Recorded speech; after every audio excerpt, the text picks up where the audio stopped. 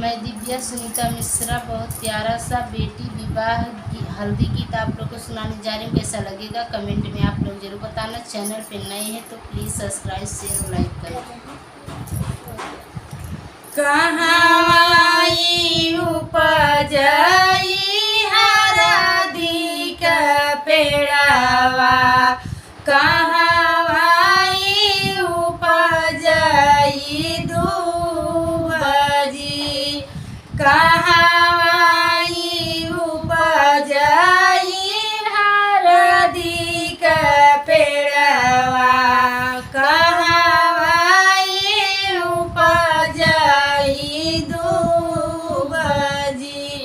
बाबा के खेतवा में उपजई हरदिया, दुआरे पे उपजई दूबजी। बाबा के खेतवा में उपजई हरदिया, दुआरे पे उपजई दूबजी। के करे पिछवरवाई उपजई बसवा, के करे अंगने माड़ उछवाए जी, के करे पिछवरवाई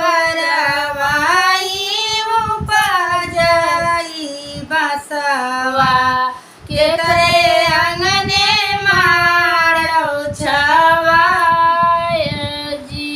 भैया के पिछवरवाई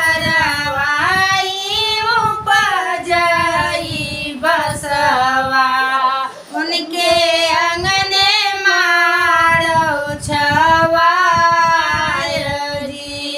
भैया के पिछवरवाई उपजई बसवा, उनके अंगने माड़ उछवाए जी।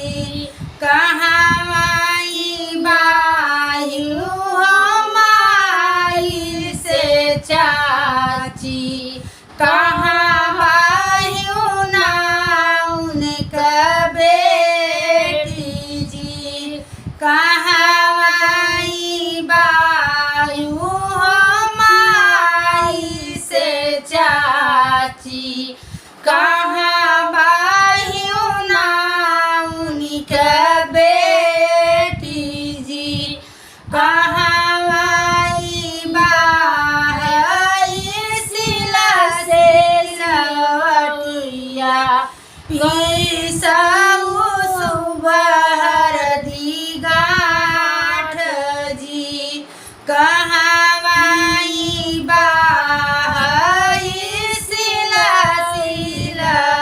सिलवटिया, पीसऊ सुबहर दी गाठ जी।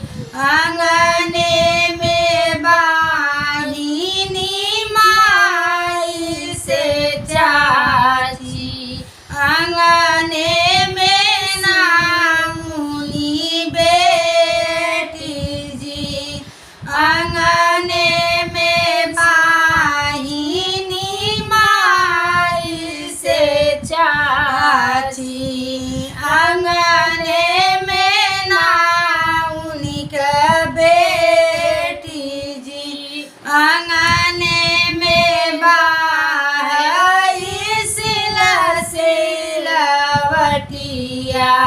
पीसऊ सुबहर दी गाठ जी, आंगने में बाई सिला सिलवटिया, पीसऊ सुबहर दी गाठ।